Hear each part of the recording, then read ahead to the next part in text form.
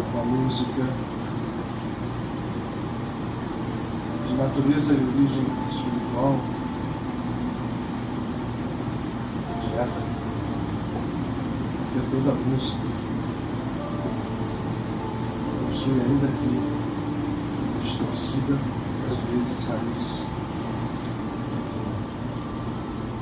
Nesse caso, essa música da qual ouvimos apenas nos foi trazida pela conexão direta de amor, de consciência, de união com a divindade, do nosso amado Guruji Paramahansa.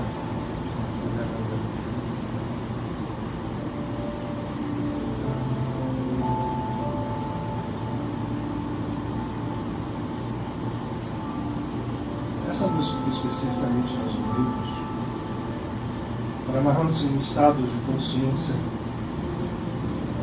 que transcendem em muito a linguagem humana, limitada, incapaz de definir qualquer coisa com precisão,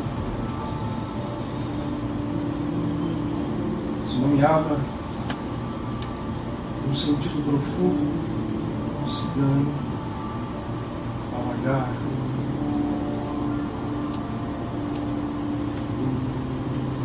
essa imagem pode fazer um estranhamento no primeiro momento, alguns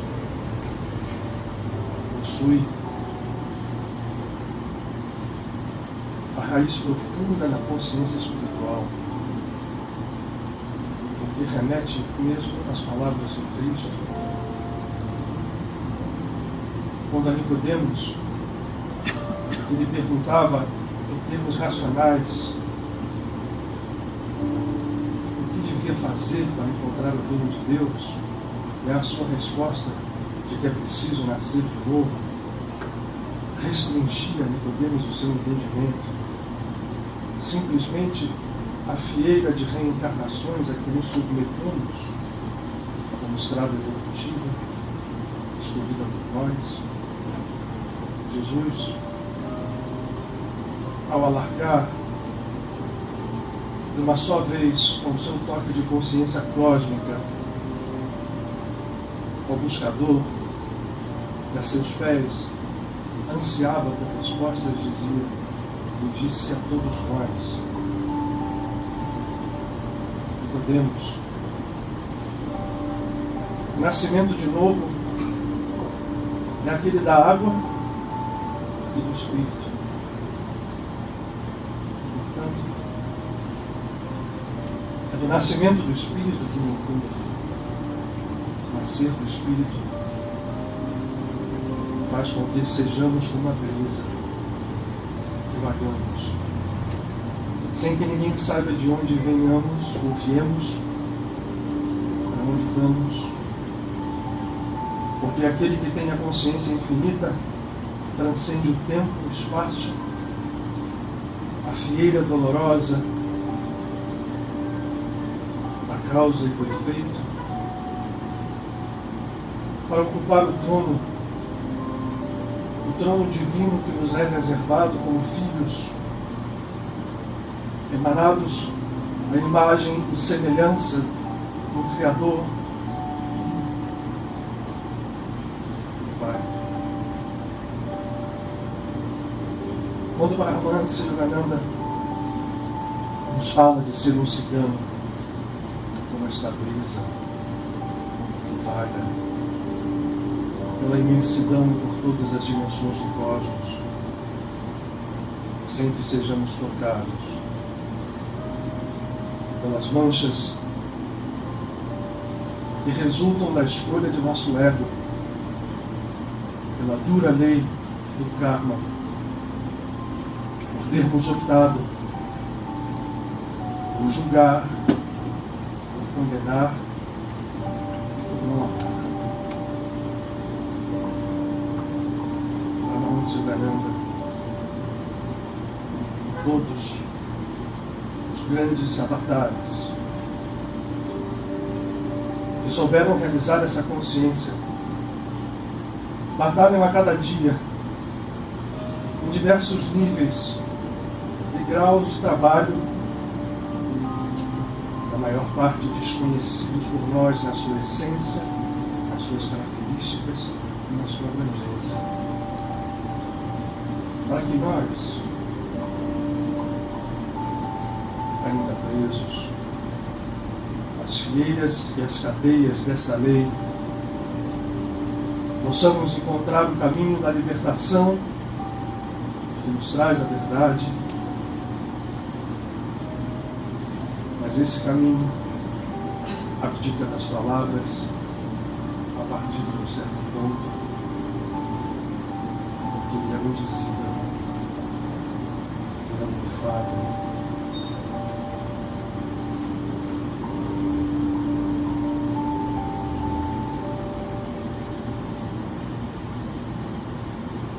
Nós podemos, cada um de nós, realizá-lo. E é para isso que trabalham, sem cessar, os despertos. Muitos deles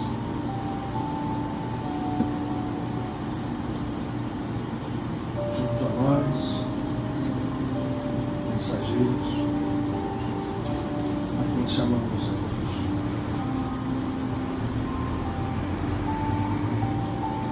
Ramâncio Ganandai,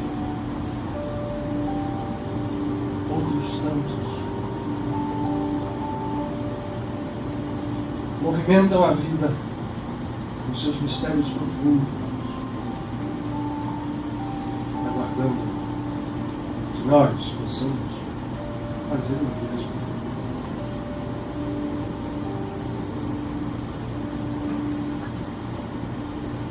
Hoje, reunidos nesse tabernáculo, que essa palavra define a concentração no espaço, no tempo, de mentes ainda aprisionadas às dimensões físicas ou não, para que esta concentração promova o seu paradoxo, que é a expansão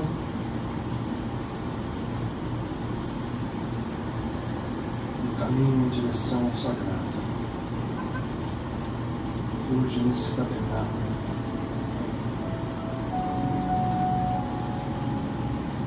juntos, todos os sentidos dessa palavra, o coração e a alma,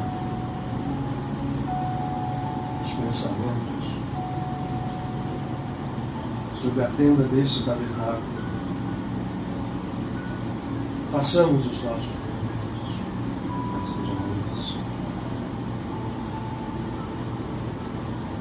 os anjos, todas as tradições, movimentam a linguagem celestial da música.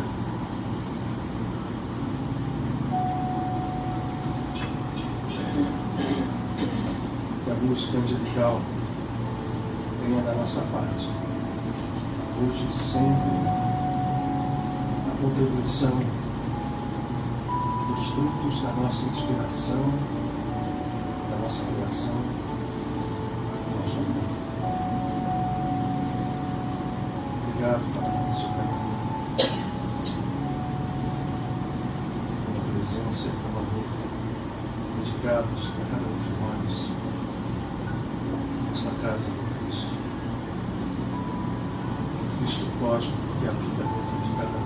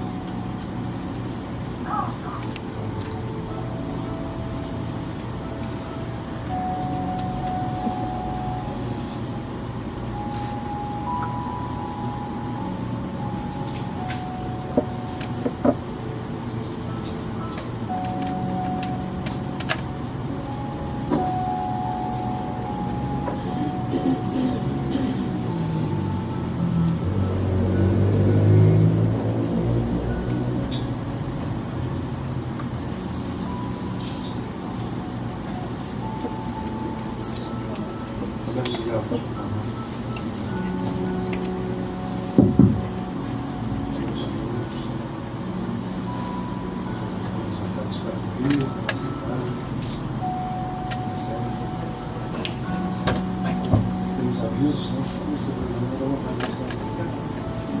transformar hoje aqui, graças à meditação.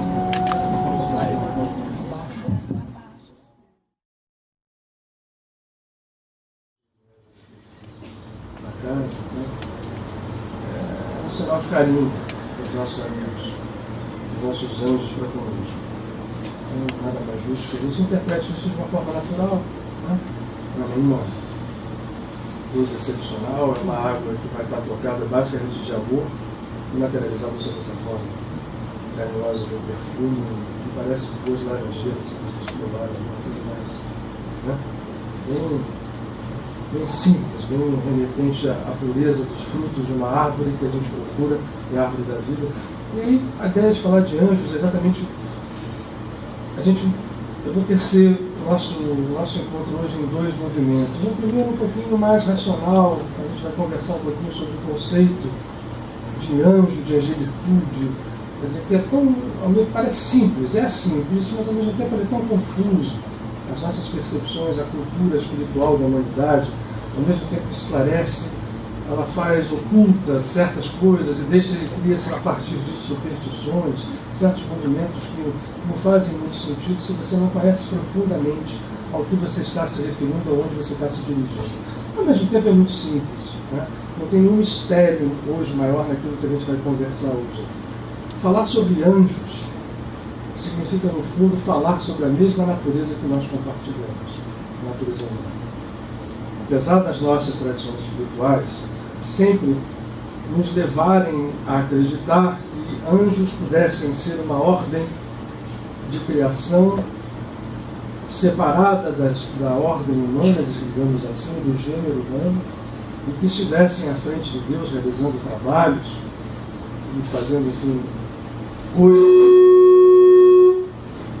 coisas ou não fazendo, ou promovendo a partir de desígnios divinos as suas ordens, ações a partir daí. E por isso o conceito de angelitude foi levado a um lugar que nos ajuda, sim, em determinados momentos, mas poderia ajudar mais. Se a gente percebe isso com grande simplicidade e se traz para dentro de nós mesmos aquilo que é importante. Na verdade, nós, como seres criados pela mesma fonte, somos da mesma natureza dos anjos. Eu gostaria de começar assim. Como e por quê? Bom, todo mundo cresceu imaginando a figura de um anjo. Quando a gente fala de um anjo, a gente vai se remeter exatamente sempre àquela figura de asas, né? Um jeito meio, não tanto homem e mulher, que está no mundo invisível, que faz, a partir desse mundo invisível, ligações com o divino e do homem com o divino. Mas a palavra que dá origem, que define esse conceito, nos ajuda. Na tradição ocidental, Angelo, ou Angelos, vem do grego, que tem a mesma raiz do aramaico e do hebraico, Malachá e Malach. Depois, Ângelo vem no latim, derivado do grego Angelos, nada mais é do que mensageiro.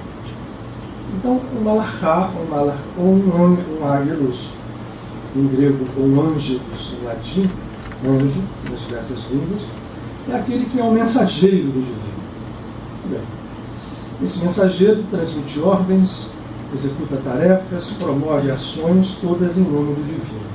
Essa definição muito simples, ela poderia chegar aqui, bom, então, está tudo definido, está tudo certo, né? Não tem muita gente entende que eles são mensageiros do divino. Muito bem. Mas, se você começa a analisar e estudar a que se refere o trabalho dos anjos, a sua natureza, a sua participação nas tradições espirituais da humanidade, sejam elas ocidentais, mais ligadas a nós, ou sejam aquelas mais afastadas, às quais nós fomos sendo apresentados ao longo da nossa evolução. Por exemplo, tudo que nós vamos referir aqui sobre anjos, nós vamos até pelo tempo, nos manter atentos e atados às tradições ocidentais. Mas nós poderíamos falar sobre anjos no mesmo conceito de mensageiros, no mesmo conceito de estruturadores da própria criação, em nome do Criador, olhando os conceitos que existem no hinduísmo, por exemplo. que no final das contas são os mesmos anjos. Os anjos são então presentes, onipresentes no arquétipo, no consciente coletivo da humanidade. Até porque a sua existência é real.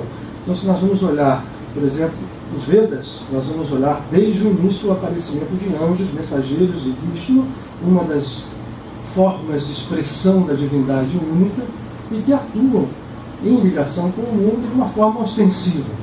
Se nós formos olhar o budismo então sistematiza muito mais essa estrutura angélica, ou a natureza angélica, e cria toda uma série de categorias onde esses anjos, esses espíritos, essas entidades aparecem com as suas tarefas específicas, os seus mundos específicos. E tudo isso vai levando a nós a entender, bom, essa gente toda existe, esses seres todos existem, estão aonde, são mensageiros do divino, por quê e para quê e fazem o quê. Vamos deixar então, eu só dei um corte aqui em relação a todas as estruturas orientais, vamos ficar no que é mais próximo de nós, que é a tradição espiritual ocidental, que está vinculada no judaísmo, ou na Kabbalah, no seu misticismo, e ao cristianismo místico. É dali que os nossos conceitos atuais de anjo vêm.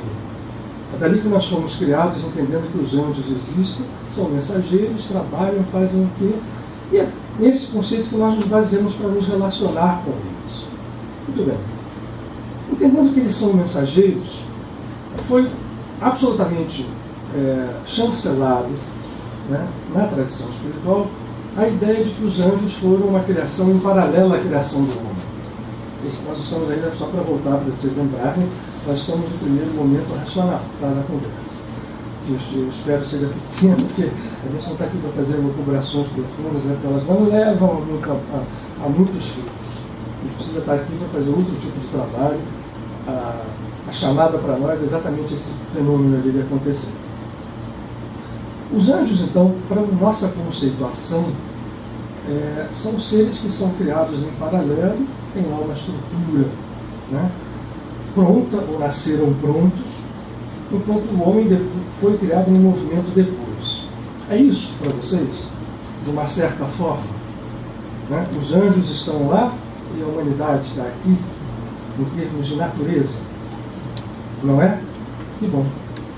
Então, mas para muita gente Para muita gente, o anjo é um ser criado perfeito, ele está junto a Deus, ou nos mundos celestiais, os mundos angélicos.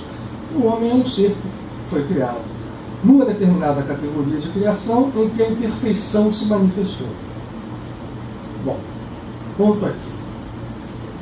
Essa cultura toda, o cristianismo herda da tradição hebraica, faz alguns tipos de modificação. A mística cristã se desenvolveu de uma forma muito conflitante e abandonou alguns conceitos que remanesceram na Kabbalah, que a gente hoje pretende trazer de volta aqui. E desenvolveu um conceito de anjos que foi, enfim, muito semelhante ao conceito hebraico, mas com algumas diferenças que é importante que a gente hoje tente mostrar que não existem. Muito bem.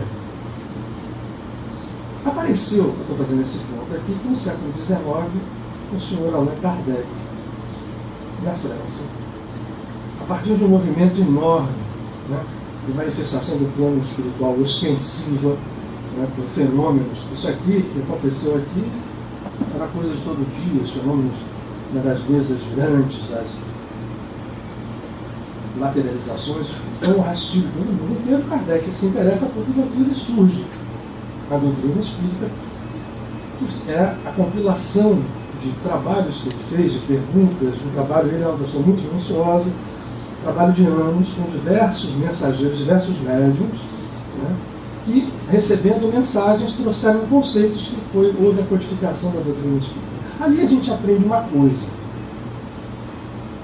porque até então o anjo era aquele ser criado em paralelo, perfeito, ao lado da divindade, que agia em nome dela, enquanto o homem, apesar do seu potencial divino, há muitos paradoxos aqui, né, nesta definição, nessa relação, o homem havia, pelo pecado original, caído no reino da imperfeição, no reino do mal, e isto faria, então, com que o reino angélico e o reino humano estivessem divorciados para si.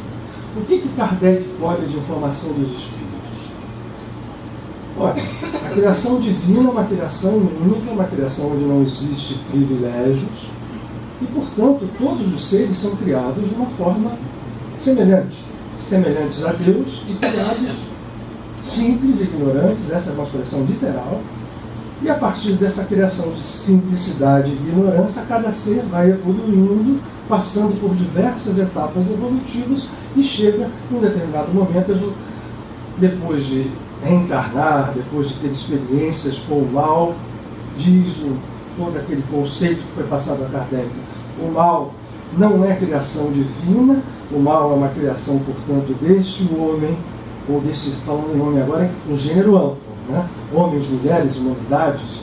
Esse homem faz as suas escolhas e vai evoluindo. Num determinado momento, essa evolução acontece, cada um evolui da sua maneira, e quando esse espírito chega ao zênite de aproximação com a divindade, ele se transforma num espírito puro e, portanto, num anjo.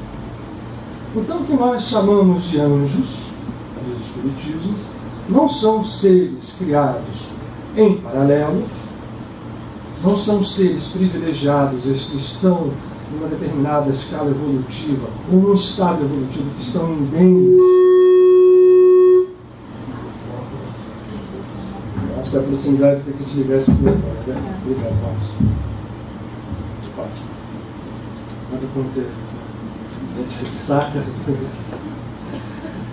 Esta posição definida não era bem assim. Então nós somos da mesma natureza, então nós, homens, somos anjos em potencial. Podemos evoluir até chegar a um estado tal de união com a divindade que nós viramos aquilo que nós hoje conhecemos como anjos. Essa contribuição foi fundamental.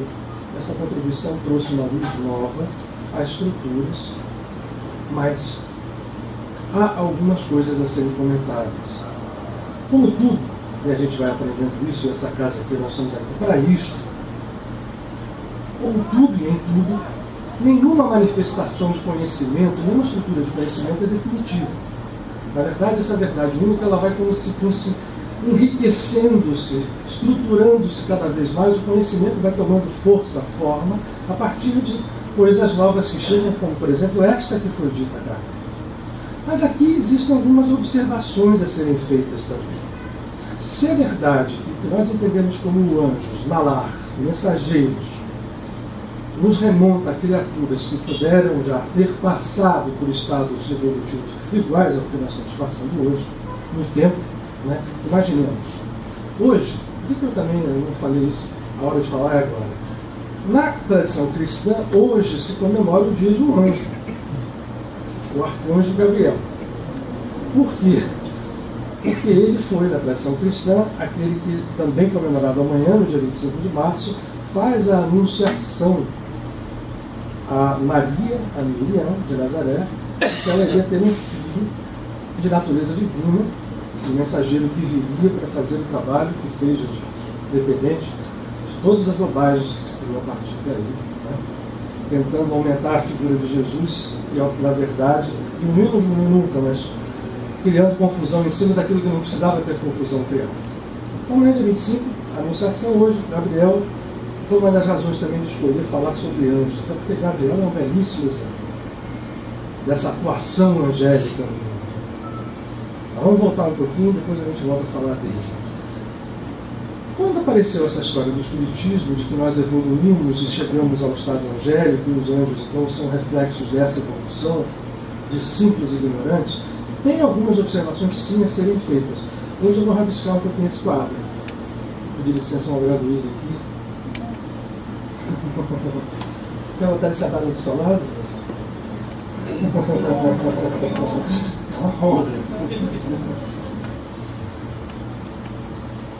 E quais são as observações que a gente acha que deve fazer? Que vem em função dos conceitos que hoje a gente aprende. Lembrem-se, Kardec estava numa realidade, no século XIX, em meio a toda uma estrutura de pensamento rígida, igual uma rocha, que era a cultura ocidental no século XIX, uma cultura em que havia um contexto em volta de Kardec mais agressivo não podia ser. Né? Nós tínhamos ali a falência da doutrina católica no sentido prático, né? Porque os papas tinham ainda tentando manter o poder temporal, tínhamos todas as teorias surgindo, materialistas, enfim, o caldeirão era enorme. Kardec tinha, portanto, e os espíritos que eram mensageiros sabiam disso, tinham que passar a ele informações as mais profundas possíveis, mas ainda assim respeitando essa visão rochosa. Vejam que coisa difícil. Porque era preciso que se passasse a verdade, mas ainda assim não avançando demais, porque se houvesse esse avanço, tudo aquilo que ele fez cairia por água abaixo por inaceitável. O que ele fez já foi, mesmo a reencarnação naquele momento foi alguma coisa que ia de encontro a tudo aquilo que o Ocidente entendia como vida material e vida espiritual, apesar de nas outras tradições, e mesmo na igreja cristã, isso não ter sido antes a verdade que imperava. O que eu queria rabiscar? Olha só o que esse conceito ele diz. Criação de tempo. Alguém é criado aqui simples e ignorante, vai evoluindo e chega em algum momento ao estado angélico. Esses seres, portanto, passam a operar ligados à divindade como anjos com diversas tarefas. Tarefas que vão desde as mais incompreensíveis até as tarefas mais próximas a nós. Só que este conceito admite uma coisa, admite um tempo em linha e admite uma evolução em linha. E leva a gente a pensar o seguinte: ok, vamos imaginar hoje, aqui estamos nós, a gente conta o tempo da nossa maneira no planeta Terra, que a gente sabe que há 13 bilhões de anos atrás, a ciência hoje mais ou menos com precisão diz que houve um Big Bang, e que a gente está aqui no movimento, tem o universo todo em volta e tem um tempo para lá. Nesse momento nós que habitamos aqui, estamos em diversos estados evolutivos, e um dia, sei lá, daqui a quantos milhões de anos, vamos chegar a ser anjos. Hoje existem aqueles que são anjos, nesse tempo linear, não é verdade? Se hoje existe esse tempo que são anjos, em algum momento eles também foram simples e ignorantes. Num tempo linear, o que aconteceria quando todos eram simples e ignorantes? Deus estava sozinho? Não havia anjo? Né? Não havia nada? Eu só estou falando isso aqui para a gente entender o seguinte: não dá para definir. Essa definição aqui só vai nos levar a uma sucessão de paradoxos. É uma verdade que nós estamos evoluindo, mas não é uma verdade completa dizer que o anjo é simplesmente aquele que fez esta evolução linear. Dá para entender o que nós estamos falando? Foi daí que surge esse conceito de realidade separada, de que o anjo já nasceu pronto, mas que também não é verdadeiro. Porque também realidade separada e o anjo nasceu pronto, significa que nesta linha do tempo alguém nasceu privilegiado aqui e está perfeito até hoje, sem ter passado por nenhuma das duas coisas é completa. Ou seja, as estruturas angélicas, os seres angélicos, no nosso entendimento, naquilo que nós passamos a entender, necessitam de ser olhados de mais próximo para que nós possamos entendê-los e saber que, no final das contas, eu vou chegar lá, nós todos somos anjos em potencial. Nós todos somos anjos. Entendendo anjos aqui, não pura e simplesmente como mensageiros ou emanação, mas como estados de consciência. E que este estado de consciência se atinge sim por evolução, mas esta evolução é mais, eu diria assim, ela é mais profunda, mas ao mesmo tempo também mais misteriosa e ao mesmo tempo mais acessível do que nos parece. Não sei se estou conseguindo fazer claro. Se eu não tiver, me perdoe, porque realmente falar por isso em palavras é difícil. Última parte da história teórica. Se a história de criação simples e ignorante, numa linha de tempo, onde o mal vai surgir a partir das escolhas, não completa a nossa percepção da coisa, a gente tem que se valer de uma outra história que está nas nossas tradições espirituais e que as visões racionais foram abandonando, mas que foram voltando no século XX, por exemplo, pela mão de Pietro Baldi.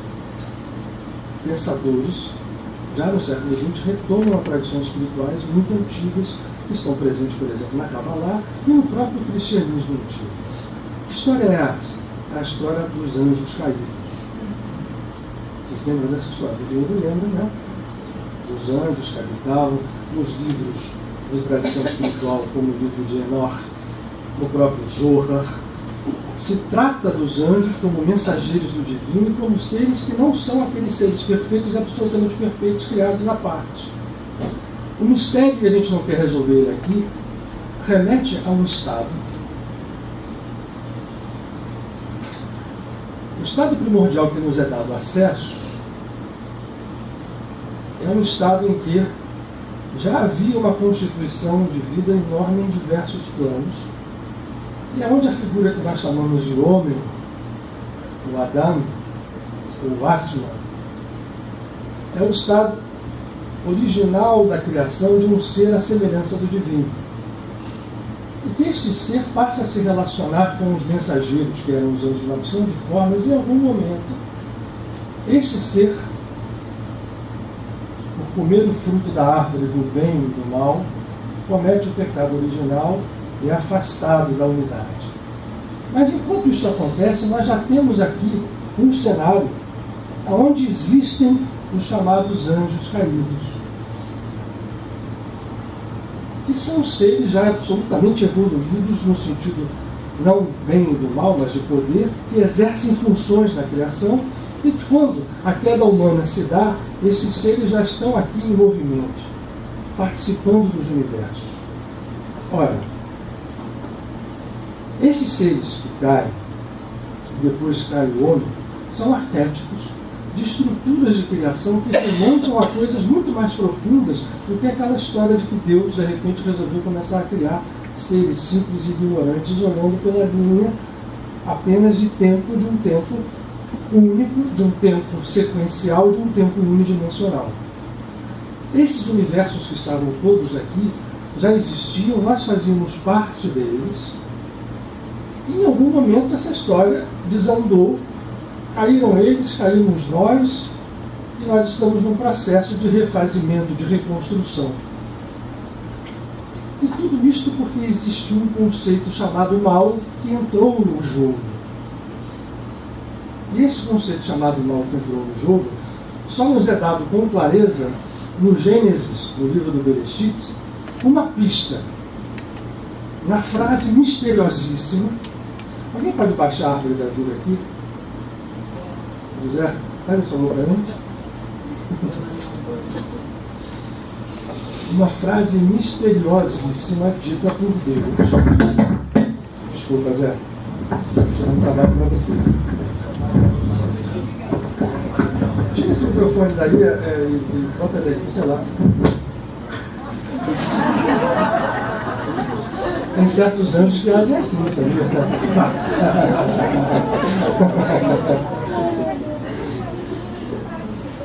Estou ligado com o tempo aqui, né? Existe uma palavra, uma frase misteriosíssima posta no livro do Gênesis, vocês podem ir lá conferir, que se diz o seguinte. Vamos fazer uma convenção aqui com isso. O conceito que nós falamos, Deus e a divindade, a gente tem que aprender a abstraí-lo de formas, mas sejam elas no sentido definitivo. E o paradoxo está no seguinte: quando você abstrai de formas, você tira as conceituações à volta e passa essa essência a entender que ela existe e que ela está em tudo, apesar de tudo que conceitua-se em volta dessa essência. Para que a gente não caia em abismos mentais. Mas, veja uma coisa aqui. Para quem nunca viu isso aqui é um esquema profundíssimo da criação como um todo. Aqui está posto, aqui na verdade até não está, só no outro que nós temos aqui, planos acima mesmo de quando tudo era um. Como é que pode? O plano acima de quando Deus era um?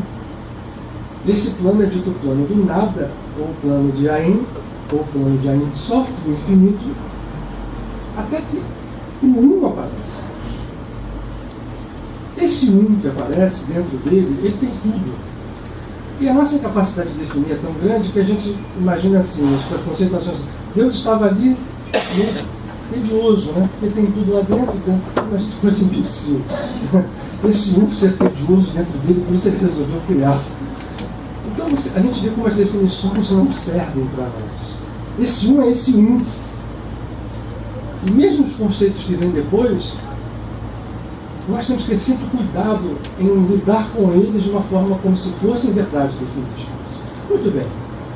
Essa história, quando esse um cria, ele começa a se irradiar em diversos planos de existência, em diversos universos, em diversas dimensões, se manifesta, a manifestação, a emanação cria os seus mensageiros, que são forças que podem ser consciências em nível cósmico, completamente divorciadas do nosso entendimento comum, que podem ser seres individualizados. Os Malachá são emanações a partir das primeiras emanações do divino, e isto começa a criar o mundo. Vocês veem que esse esquema é dividido em 3 colunas. Muito bem. A divisão em 3 colunas promove o aparecimento de diversos nomes que na tradição cabalística, na tradição hebraica, são aquilo que não definem porque é indefinível, mas que apontam as expressões daquele uno Criador. Quando a gente entra no livro do Gênesis, nas línguas ocidentais, eu já falei isso aqui algumas vezes, a palavra Deus vai aparecer, Deus, ou no máximo o Senhor. É a única diversificação de nomes que nós fazemos. Mas o primeiro capítulo do Gênesis se fala de Deus. Se a gente está pensando que quando a gente fala do primeiro capítulo do Gênesis, um Deus criador, nós vamos falar desse uno aqui, ou daquele que eu falei que está lá em cima, do Aim, engano. Nós vamos usar o nome que está associado ao que nós chamamos aqui de esfera ou de emanação, de minar, que é Elohim. E Elohim é um nome que está no plural. Se Deus é um, como é que eu poderia falar os Elohim, os deuses? Tudo bem. Esse é o primeiro mistério. Nós vamos seguir adiante. Quando os Elohim começam a criar, e aí são os 7 dias da criação, eles vão fazendo a criação, né, de tudo aquilo é simbólico, tudo aquilo é profundo, e há um momento que eles assim, façamos o homem à nossa imagem e semelhança. Nós vamos proibi-lo de comer a árvore do conhecimento do bem e do mal, porque senão eles serão como nós. Olha, só essas 2 frases já deram trabalho de pensar, e a gente não vai chegar nunca a uma conclusão. A única coisa que a gente vai perceber aqui, aí o Adão, que é criado à imagem e semelhança dos Elohim, isto aqui é um aspecto feminino. O hinduísmo, isso aqui está vinculado à mãe divina, que vai criar os universos a partir do seu útero cósmico, a semente masculina está aqui. Mas o que nós estamos interessados é o uno.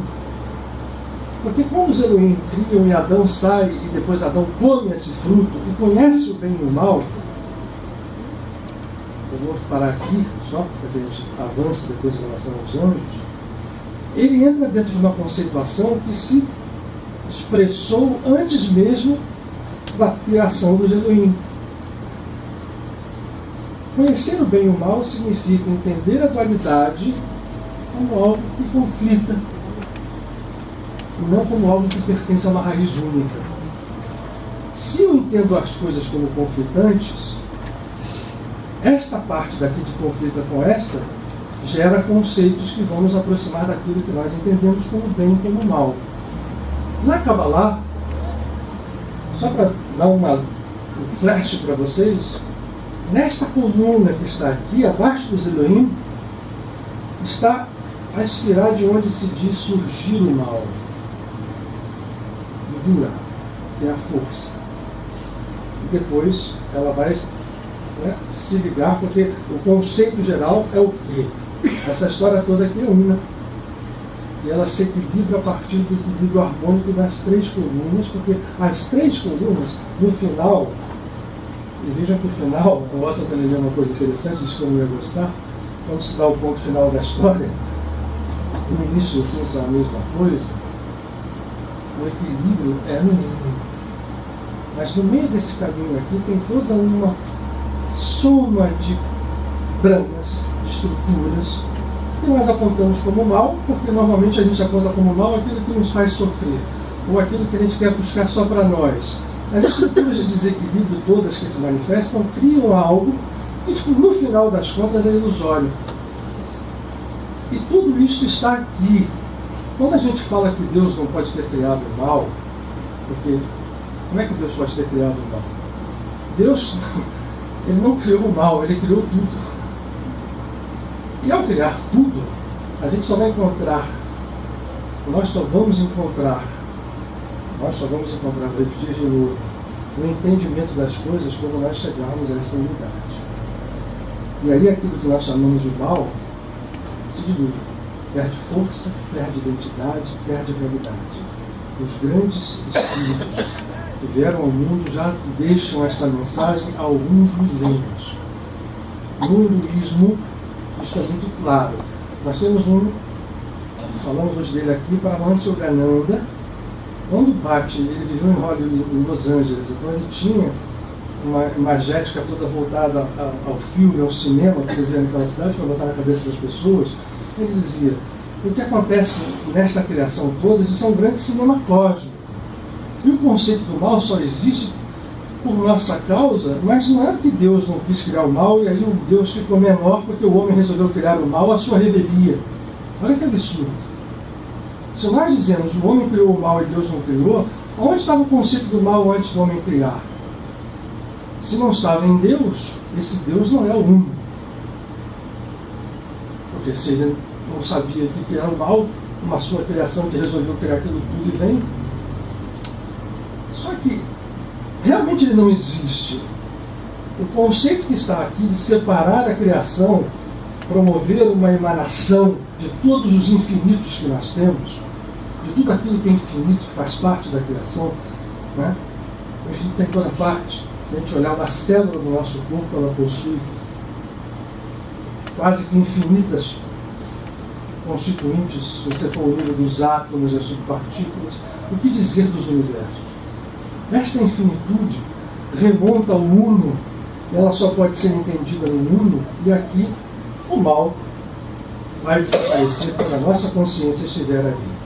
E isso significa que os anjos, que são as criaturas, que são mensageiras desta força una, podem se apresentar sim em estruturas paralelas àquilo que nós chamamos de homem, em linhas de evolução paralelas, até mesmo prévias, mas jamais prévias de uma forma unidimensional, porque senão haveria um momento em que Deus criou tudo simples e esperou primeiro todo mundo chegar à angelitude para depois começar as coisas. Não é assim. A criação divina é algo incompreensível na sua essência, mas ao mesmo tempo perfeitamente sensível por nós. E a hora de ser e a forma de ser é quando nós nos fazemos crianças. Absolutamente disponíveis ao aprendizado, absolutamente disponíveis à percepção desse divino, sem que as nossas estruturas tão caras de conceitos pesem, e entender a atuação angélica passa por esse entendimento. Os anjos, portanto, são da nossa mesma natureza, porque nós somos anjos. Nós hoje somos mensageiros do divino para alguma coisa, qualquer que seja ela. Seres de alta hierarquia são mensageiros do divino, e agora eu vou voltar porque eu disse isso tudo aqui. Não parecer que a gente está jogando as coisas para o ar. Pois Elaim, que eram seres criadores de tal ponto, vinculados a essa estrutura, que foram vinculados a Deus, porque nós somos imagem e semelhança, promovem criações, estabelecem padrões de universos, dentro dos universos, as suas galáxias, as suas estruturas, em diversos níveis dimensionais, e os controlam em algum momento, às vezes, dentro desta linha desequilibrada, em outras não. Portanto, nós vamos ter seres angélicos, O anjo necessariamente não é aquele que nós definimos como ser bonzinho. O anjo é, quanto mais ele se eleva na sua hierarquia, mais próximo do uno é, mas não pensem que não existam, desculpe, nessas esferas menores, em hierarquias menores, seres que a gente chamaria de angélicos, como mensageiros, que para nós seriam maus. Quer um exemplo? Oi? Um exemplo é o próprio Satã, o adversário, segundo que as pessoas não gostam de falar. Existe um livro aqui, a Bíblia de vocês tem, chamado Livro de Jó. E esse livro abre, eu não vou ler aqui para a gente não perder tempo, já estou avançando mais do que eu queria nessa parte. Esse livro abre com a seguinte frase: houve uma reunião nas esferas celestiais e os filhos de Deus se apresentam. Entre eles, Satã. Aí a nossa pergunta é assim: o que esse cara estava fazendo lá? Na festa dos filhos de Deus. E aí Satã faz aquele movimento todo, assim: você tem um cara lá que é o jovem, que é justo, eu vou mostrar que ele não é. Enfim, o que eu estou querendo dizer a vocês é que essas estruturas que nós conhecemos como angélicas são emanações do mundo que, sim, livre-arbítrio tem. Quer dizer, dali do mundo saiu a dualidade. A dualidade começou a se expressar. Teve gente que vem com essa coluna daqui. Isso aqui é a sabedoria, isto aqui é o entendimento, isto aqui é a misericórdia, isto aqui é a força. Mas quando eu trato de misericórdia, tem gente que vai descendo por aqui. Ó. Tem gente que, na verdade, o grande conhecimento, e por isso propõe a Kabbalah e propõe todas as estruturas. Krishna disse isso a Arjuna. Quando Arjuna não quis lutar, ele diz: você lute, porque no momento que você luta, vinculado à divindade e a mim, você saiu da dualidade, entrou no mundo, os seus movimentos não são mais movimentos de bem e de mal. É difícil para nós estamos aqui, no meio dessa confusão. Aí daquele de nós que pensa que está já lá e começa a agir como se estivesse perfeitamente harmonizado. Não, a gente tem que se harmonizar verdadeiramente. E a misericórdia é muito importante, porque ela regula isso. As forças que se divorciaram da misericórdia, muitas vezes se expressam como forças manifestadas, forças mensageiras, forças angélicas. Mas que muitas vezes não se expressam para nós como se fossem coisas boas. Mas, na verdade, essa definição de mal é que está errada. Porque o mal, quando ele se apresenta, por quaisquer dos níveis, é apenas o fruto, vou repetir, da decisão de desequilíbrio das criaturas emanadas do mundo. E não tem realmente realidade. O mal não existe. Essa história de que o mal exista, ele existe sim, agressivo na nossa visão aqui, mas quando nós subimos o nosso nível de consciência, o mal passa a não ter força, nem existência, nem realidade. É assim que os grandes mestres vencem o mal. Isto passa pela misericórdia, isto passa pelo amor incondicional, pelo perdão, mas aqui não é hora da gente estar, senão o tempo vai muito. Muito bem. Esses anjos, esses mensageiros estruturam formas e nós os sabemos no nosso planeta, graduados em hierarquias. Agora vamos descer só um pouquinho mais para, né? Seja os místicos judeus, sejam os místicos cristãos, falam em hierarquias angélicas que começariam pelos serafins, viriam pelos querubins, né? Desceriam pelos principados, pelos tronos, pelas potestades, estou esquecendo de um, e os arcanjos e os anjos. Esses seres, esses malachás, esses mensageiros, na sua maior parte, ou aqueles a quem nos confia, atuam dentro dessa estrutura harmônica, usando alguns aspectos dessa força una. Outros são malachás desvinculados e saíram daquilo que nós chamamos de anjos negativos, que nos fugiram civis, os dragões. Que não podem assustar a nós quando nós entendemos que os estados de consciência são aqueles que desfazem essas ilusões. Quando alguém opta por esse lado aqui, passa a agir, passa a ter até um poder aparente muito grande, um anjo negativo, ou um ser que passa a comandar pessoas, a escravizar mentes, a fazer tudo aquilo que a gente entende que se faz das entidades negativas. Isso aqui é diluído e desfeito quando nós entramos em unidade, entendemos isto aqui, desfazemos o nosso estado de consciência de aceitar este conflito, ou seja, o mal está ali fora de mim, aquele cara é um sujeito mau, aquele cara é um sujeito odioso, eu não devo perdoar. Quando a gente desfaz isso, enxerga a divindade dentro dele, quando a gente percebe esta unidade aqui, este mal passa a deixar de ter força. Primeiro sobre nós, e depois nós vamos desfazendo a ilusão que está até nele mesmo.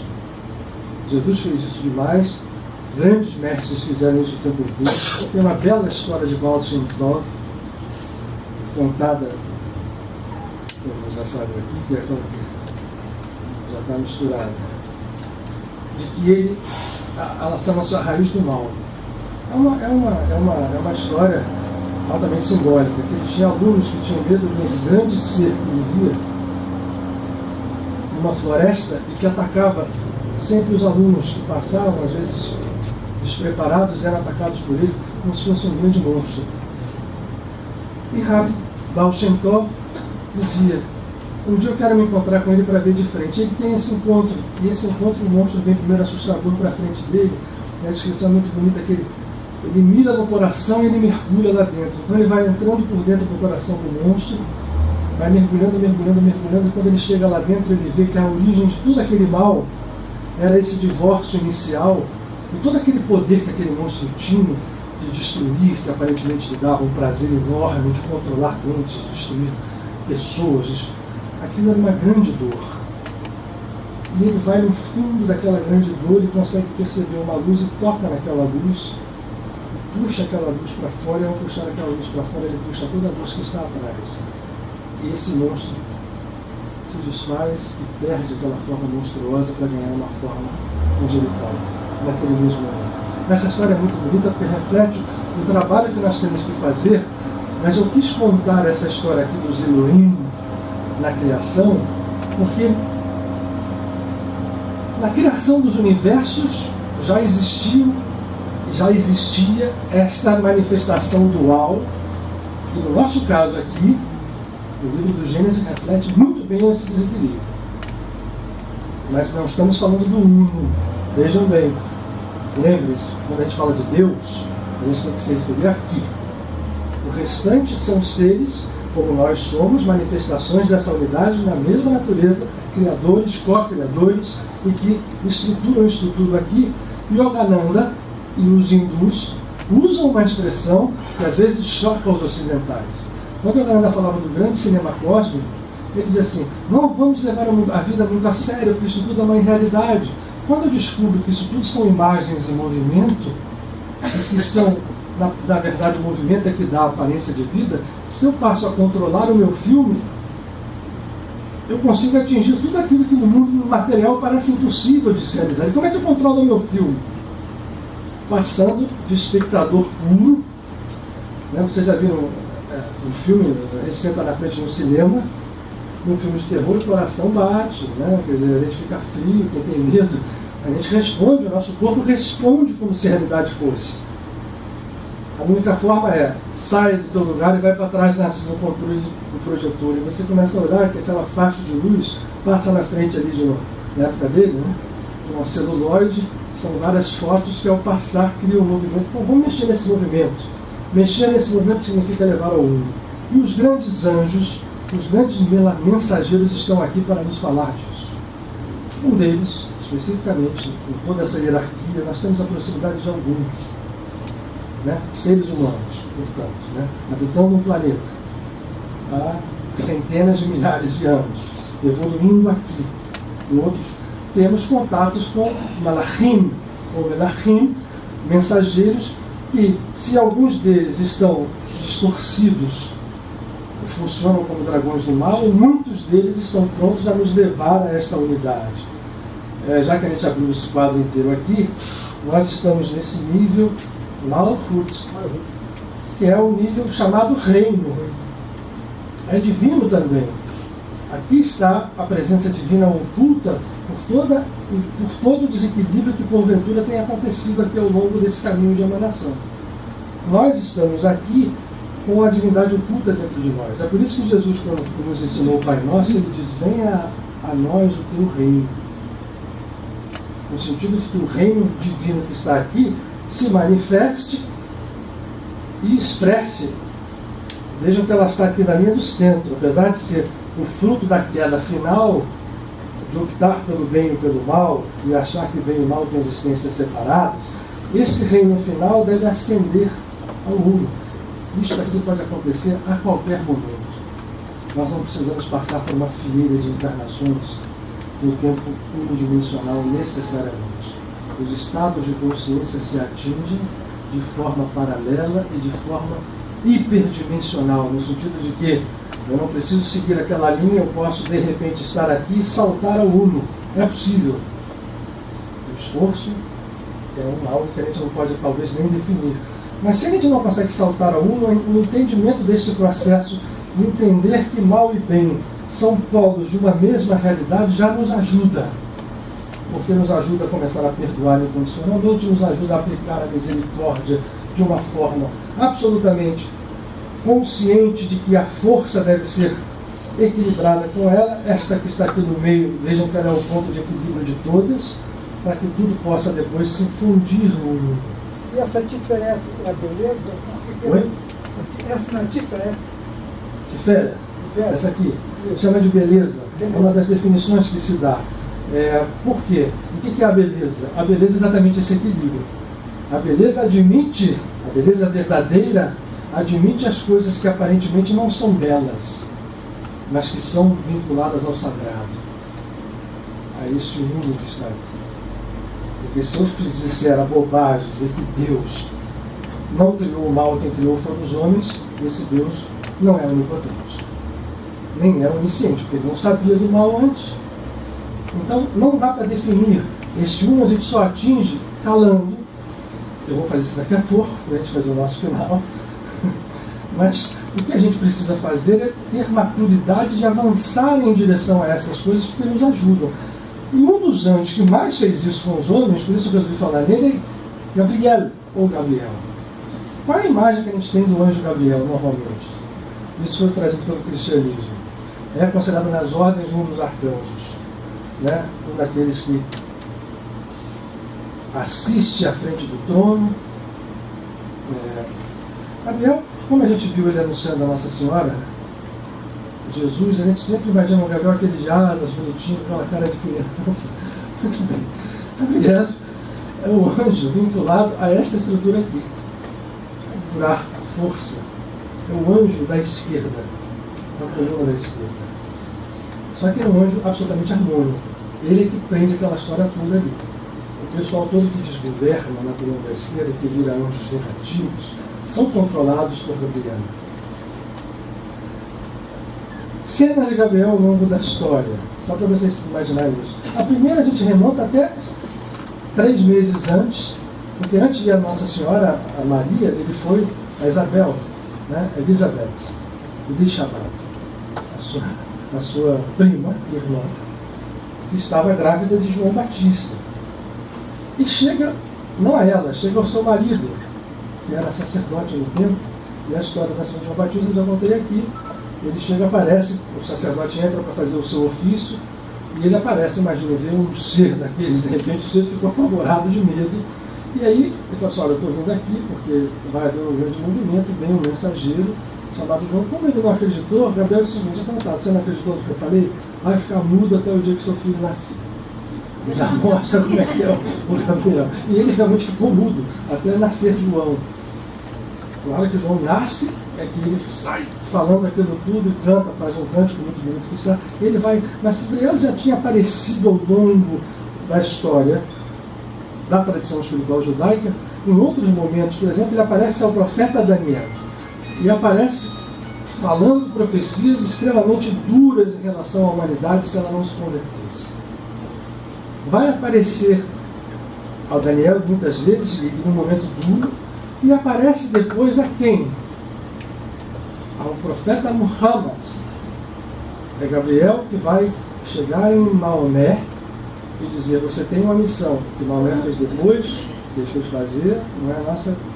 Mas ele aparece e ele, há um momento em que Gabriel defende Maomé, Maomé começa muito.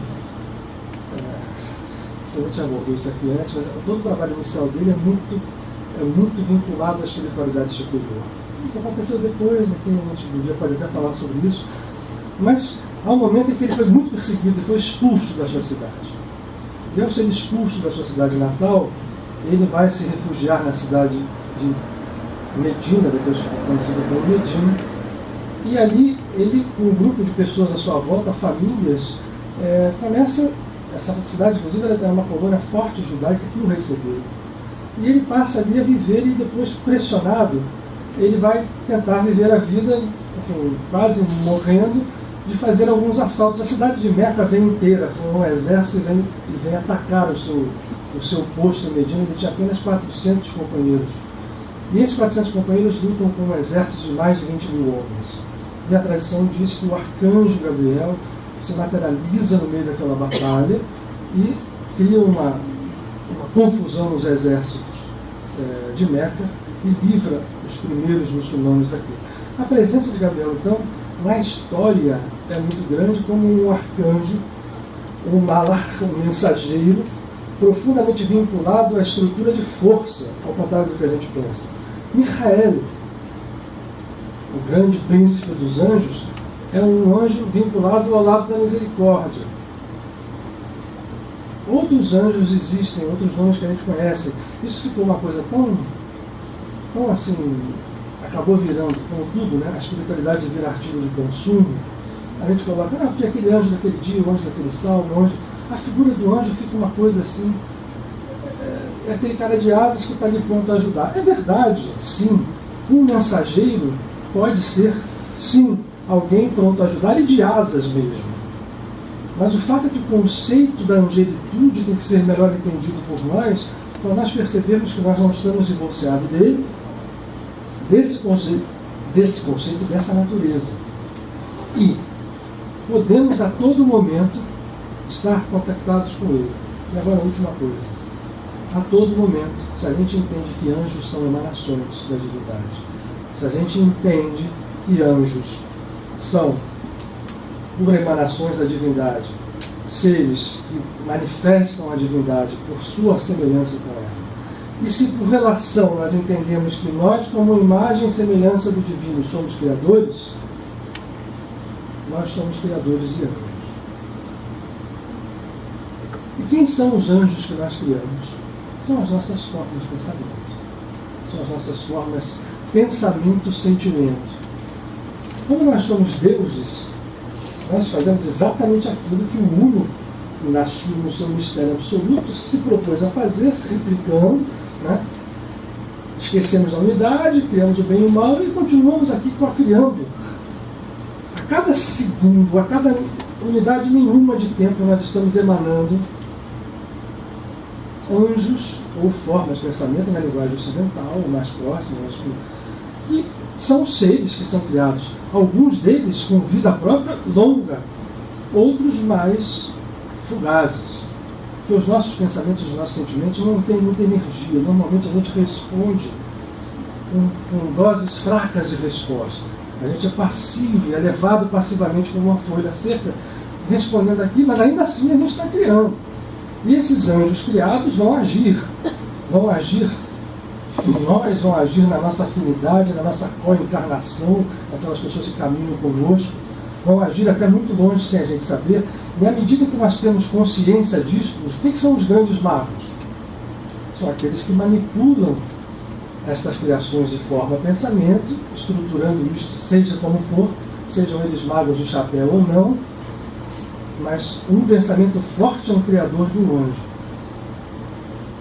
Na nossa linguagem ocidental, vou repetir de forma pensamento. O André Luiz mesmo, que hoje está aqui nos dando a honra, sentado ao lado da Roselane, num dos seus livros, fala com muita clareza, mostra com muita clareza, o livro, se eu não me engano, No Mundo Maior, uma forma pensamento viva, né, atuante e fazendo estrago.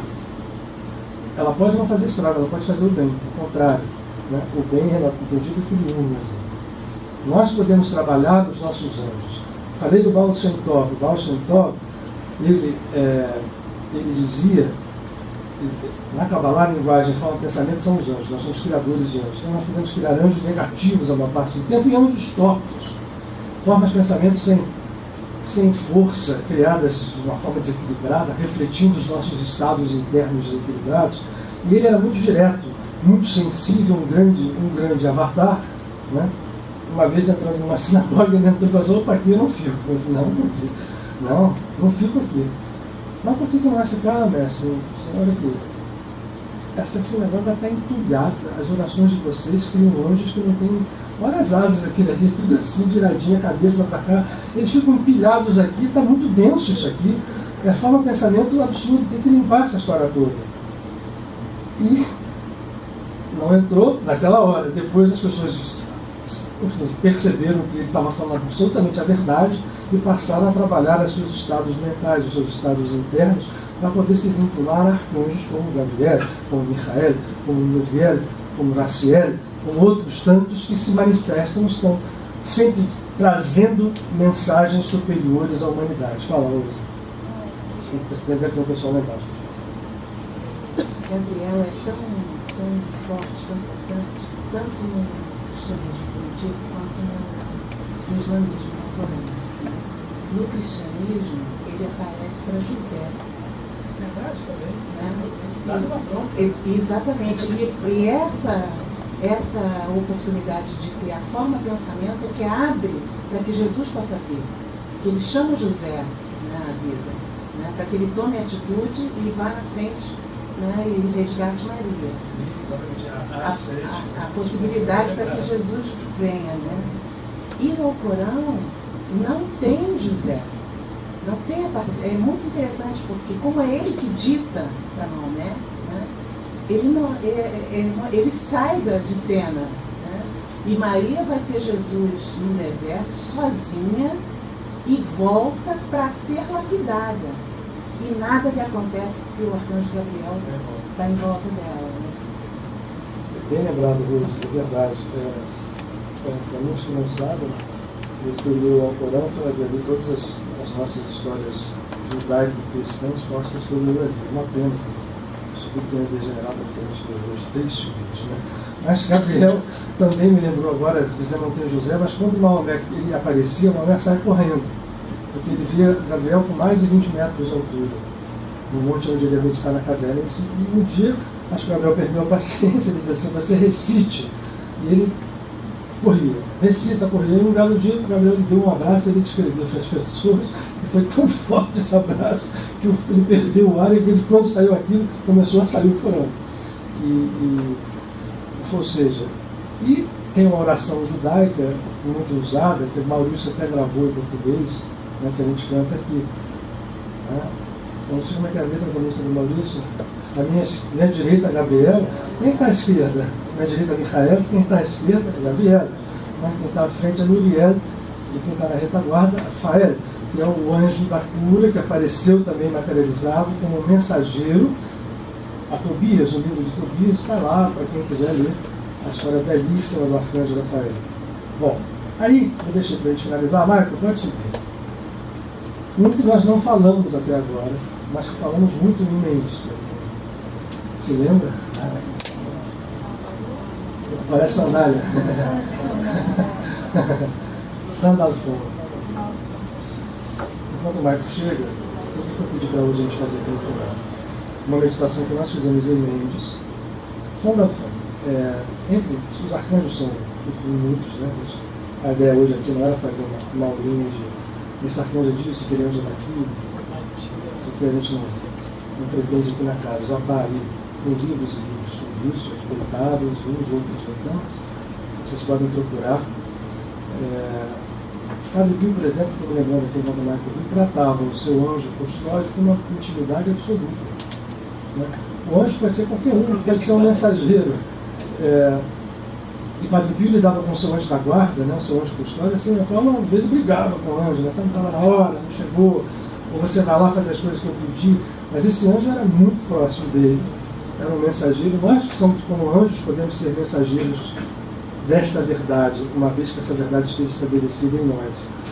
Sandalphon é tido como anjo gêmeo, ou aquele que completa a unidade do arcanjo da face, que a gente também não falou, que é aquele que está posto. Ele é um serafim de maior ordem, que se chama Metatron, hoje mais conhecido. E Sandalphon é o arcanjo que emana junto com o Metatron, especialmente para recolher as orações humanas e fazê-las, esses anjos tortos que a gente não consegue fazer, dar a ela, nessa visão de unidade, né, o auxílio a essas orações para que elas ascendam a presença divina, o mergulho dentro da presença divina. Isso é muito forte. A gente trouxe em Mendes uma meditação que alguém colocou no YouTube, que tem uma música, ao contrário daquela música que a gente começou enganando, né, que é toda nos puxando a misericórdia, é uma música que nos puxa mais a essa inspirada aqui. É uma beleza. E eu vou convidar a gente terminar o nosso encontro. Vai aparecer uma imagem só na tela e nessa música tocando. Não sei como é que está o nosso. Já começa só já. Você lembra quanto tempo? Só 6 minutos. Vocês podem ficar mais 6 minutos aqui, a gente tem 9h30. Eu acho que. Então, e um salmo básico, quando a gente quer se contactar com essas forças emanadas do divino, é o Salmo 91. O Salmo 91 tem aquela frase, né?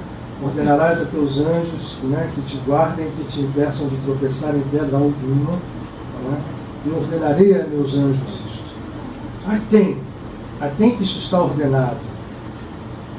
O Salmo 91 é um salmo de iniciação.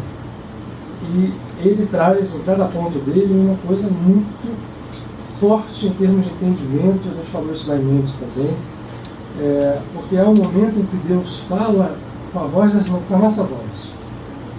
No livro de Jó, há uma mistura absolutamente proposital da voz divina falando através de nós. E no final, quando Deus responde, é como se nossa essência divina estivesse respondendo. Esse salmo, eu recomendo profundamente a vocês a ele.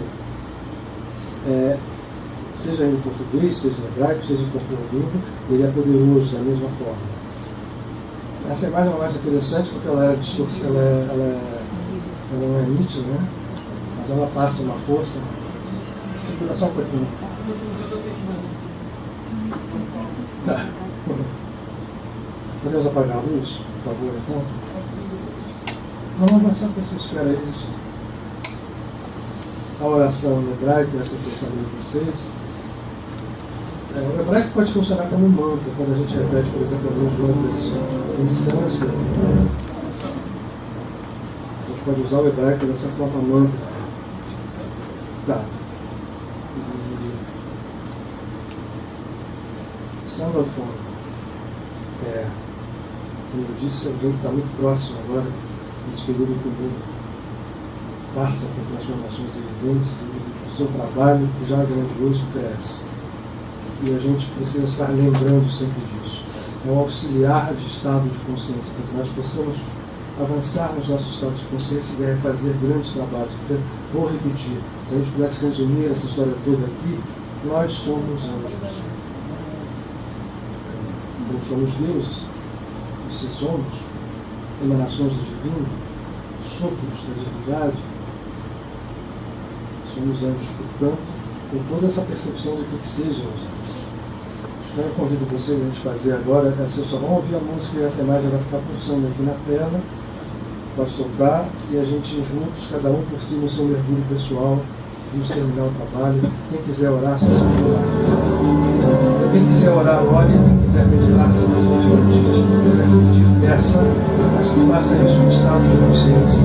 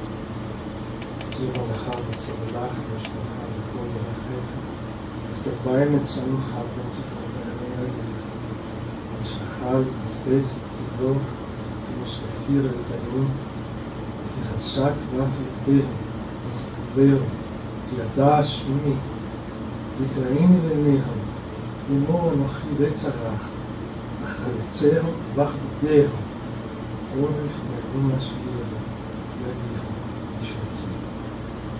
David mal, a gente David contemporários, daí a minha salvação.